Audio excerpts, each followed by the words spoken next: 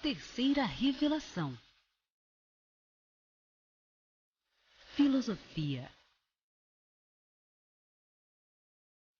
Ciência.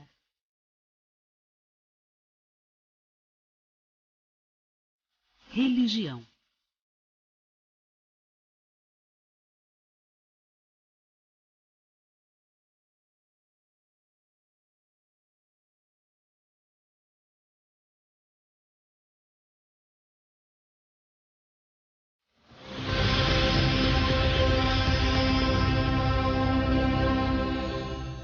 Bom dia, queridos telespectadores. Estamos hoje aqui ao vivo em mais um programa Terceira Revelação. Você que está aí ligado pelo canal 20 na TV Focus, você que vai nos assistir aí nas reprises, você do YouTube que também tem aí participado, tem feito muitos comentários aqui sobre o nosso programa. Nós estamos começando nessa manhã mais um programa para falar da doutrina espírita, doutrina esclarecedora, doutrina que consola, que esclarece.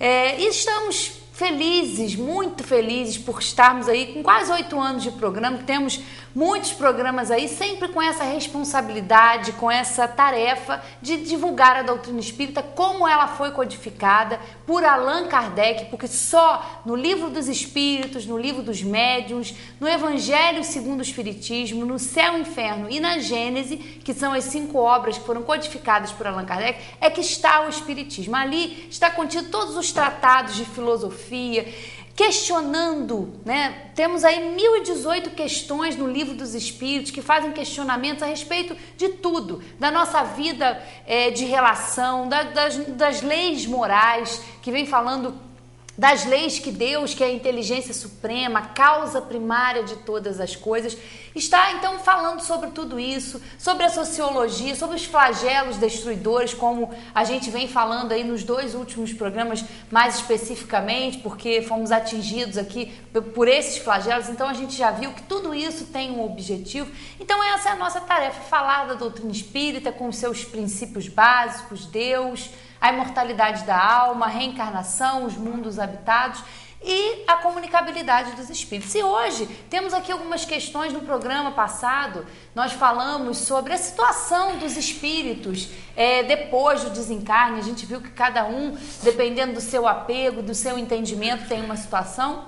E fomos questionados também a respeito do suicídio. O que acontece com esses espíritos que aí se suicidam? Qual é a situação deles? Eles vão encontrar os entes queridos? Então hoje nós vamos tratar que estão acontecendo, de muitas pessoas deprimidas, e a doutrina espírita tem todos esses esclarecimentos para a gente entender. Não é o porquê que isso aconteceu, porque isso a gente sabe, mas para que isso aconteceu? Qual é o grande objetivo? E esse objetivo ele é pessoal, ele é íntimo, é subjetivo. Cada um precisa refletir sobre isso, entender a realidade da vida futura, a realidade que é a verdadeira vida, é essa do espírito. Essa que nós estamos aqui, ela é passageira. Então nós estamos aqui em mais uma manhã ao vivo, sem retoques. A gente pede aí desculpa por algum desvio, porque a gente está aqui ao vivo, mas a gente conta com a colaboração de todos vocês e vamos continuando, né, Zé Manel? Nessa manhã falando da doutrina espírita, não é? Bom dia! Sim, muito bom dia, queridos telespectadores, queridos internautas.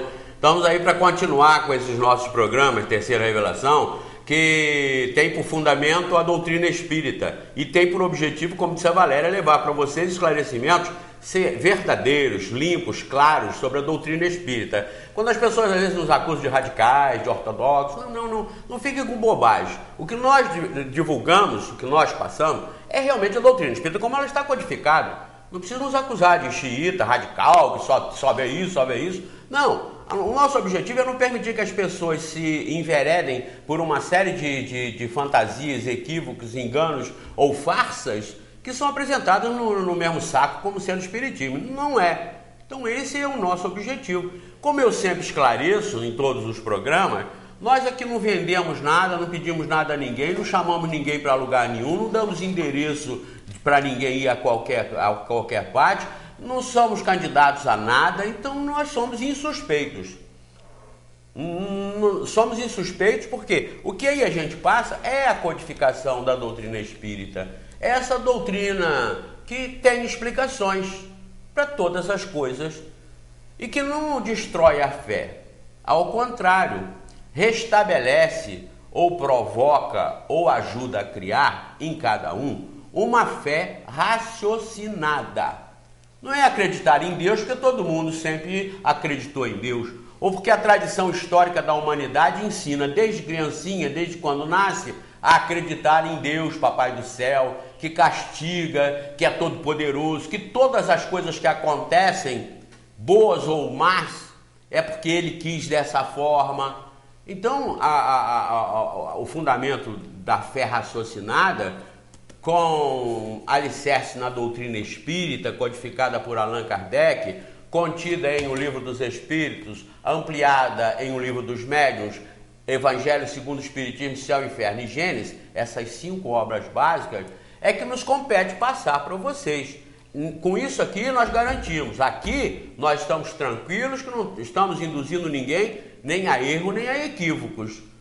E como contestamos e alertamos com relação a todo o entorno, a todo o resto que está fora disso, para que tenham muito cuidado, porque são armadilhas, são paixões, taras de uma série de pessoas que conhecem alguma coisa daqui e começam a usar isso aqui para enxertar pensamentos e doutrinas próprias e que aí descamam para o fanatismo, para as paixões em determinadas tolices e loucuras, começa a descambar para romances daqui, dali, que os espíritos isso, os espíritos aquilo.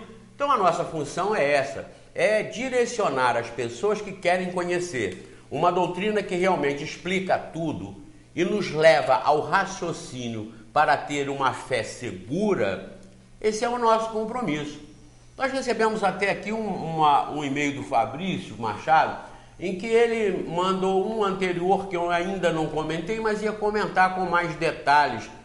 Resumindo, dando um conselho para o Fabrício, é que ele precisa. É um rapaz muito inteligente, conhecido nosso, e pesquisador, estudioso, competente. Mas o Fabrício mandou um anterior dizendo das contrariedades bíblicas. Ele fez um trabalho, está ainda fazendo um trabalho, onde ele faz as confrontações das contrariedades que existem na Bíblia. Ele já falou comigo também, contrariedades que existem no Livro dos Espíritos e tal. Tudo isso é muito válido. Mas ele se identifica como ateu e apenas como pesquisador das religiões cristãs. Isso no e-mail anterior. Então eu tenho aqui a sugestão para dar para o Fabrício o seguinte: se você chegou à conclusão de que Deus não existe e de que o ateísmo é uma boa colocação, uma boa postura e uma boa posição, o que aliás não faz ninguém desonesto por isso, ao contrário, eu conheço muitas pessoas que se apresentam como ateus e no entanto são muito mais honradas e confiáveis do que muita gente que não sai da igreja ou não sai de centro espírita. Então o fato de ser ateu, nada contra. Porém, seria muito mais significativo, válido e inteligente, ao invés de ficar procurando os erros das religiões, as contradições bíblicas, ou do Alcorão, do Livro dos Espíritos, ou lá o que seja, vocês trabalhassem no sentido de criar argumentos em favor do ateísmo, ou contra a existência de Deus. Aí sim, vocês estariam cumprindo a missão de divulgar a existência do nada ou a formação de tudo pelo acaso. Eu acho que aí seria mais sensato. E aí você mandou também, o e-mail foi o que eu disse aqui, o último agora, depois, dizendo que o Espiritismo é maravilhoso, né? Tá aqui, ó. Sou suspeito para falar, mas o Espiritismo dispensa qualquer adjetivo. Todo elogio para essa doutrina é pouco. Se pararmos para pensar, ou se acredita no Espiritismo, ou não se acredita em Deus, ou melhor, ou acreditar em Deus é inviável. Não bate uma coisa com outra. O e-mail anterior que você se classifica como ateu e esse aqui que você realmente diz que a doutrina é maravilhosa, que para acreditar no Espiritismo, nós não acreditamos no Espiritismo, nós acreditamos nas leis de Deus. O Espiritismo veicula ad cautela, nós temos que ficar com o pé atrás, porque o que nós aqui, pela razão e inteligência, constatarmos que não está de acordo com o bom senso e com a ciência, nós vamos rejeitar, não tenha dúvida disso.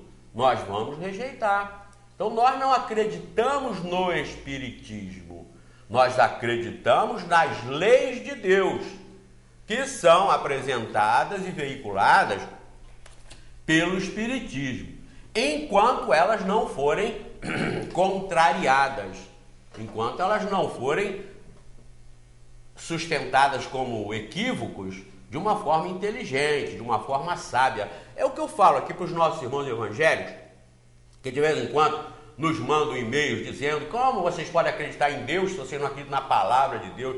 Quem disse que nós não acreditamos na palavra de Deus? Nós não acreditamos nas bobagens que são apresentadas como palavra de Deus, porque Deus não é bobo, Deus não é ignorante, Deus não é idiota. Então, quando nós lemos coisas inaceitáveis para os homens, nós não podemos admitir que aquilo seja oriundo de Deus. Como eu já disse uma vez,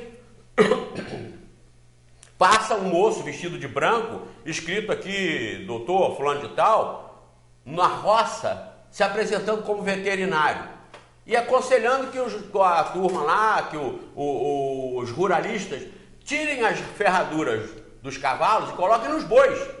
Ele vai argumentar que boi é que tem que usar ferradura, cavalo não. Mesmo ele estando com um jaleco escrito doutor fulano de tal, pós-graduado em veterinária nas universidades mais famosas do mundo, os roceiros lá não vão aceitá-lo. Não vão, porque vão ver, não está regulando bem. Então, nós não podemos aceitar como sendo palavra de Deus aquilo que é irracional, aquilo que não bate. E aí vem o equívoco dos nossos irmãos, que fecham questão, palavra de Deus, é o que está escrito aqui. Quem escreveu aquilo ali? Foi Deus? Aquilo ali foi escrito, reescrito, traduzido, retraduzido, inventado, deturpado, subtraído, acrescentado por milhões e milhões de integrantes, participantes de todos esses movimentos que visam o interesse do mundo humano e não o interesse do Criador. Por que fechar a questão e não se renovar? Por quê? Quem é que fechou a questão e continuar andando a cavalo? Carro de boi, viajam de avião, viajam os mais modernos transatlânticos. Por quê? Aceitam em favor do mundo e do bem-estar material tudo que é progresso, mas não aceitam mudar as concepções anormais, as fantasiosas e irracionais que são apresentadas em nome de Deus. Não faz sentido. Pela mesma razão que nós queremos os recursos mais modernos da medicina para curar o nosso corpo, nós deveríamos estar aceitando os recursos mais modernos para curar a nossa alma e entender o Criador de todos os universos. Não é pedir demais, fechar a questão em torno disso e não aceitar e está acabado, é uma autodepreciação que as pessoas estão fazendo. E os resultados estão aí, um mundo cruel, insensato, em que pese todo mundo se dizer religioso, um mundo cruel, insensato, um mundo que fica assistindo Big Brother e participando das igrejas, que quem é que pode assistir programas imorais, aceitando do outro lado os conceitos de todas as religiões que estimulam ao bem, à ética, à moralidade, aos bons costumes? Quem é? Circula aí na internet uma crítica do Luiz Fernando Veríssimo a esse jardim zoológico humano aí do Big Brother, essa imoralidade. Circula aí, esclarecendo muito bem. Entre lá e leiam o e-mail essa matéria do Luiz Fernando Veríssimo, que fala que desde que dê dinheiro, é o que o povo explora, é o que o povo quer. É o que fazem os que estão fazendo as próprias religiões, como se fossem Big Brothers, dos milagres, dos atendimentos espalhafatosos. Mas cadê a inteligência? Cadê o raciocínio nisso? Cadê a lógica, o bom senso disso como sendo um veículo capaz de melhorar a sociedade humana? Cadê? Eu assisti um programa, não assisti, ouvi quando passei, estava ligado à televisão, numa programação da TV Globo, eu não estou lembrando agora, porque estava programado para falar, mas vem a calhar. Eu vou lembrar. É para jovem, para adolescente principalmente.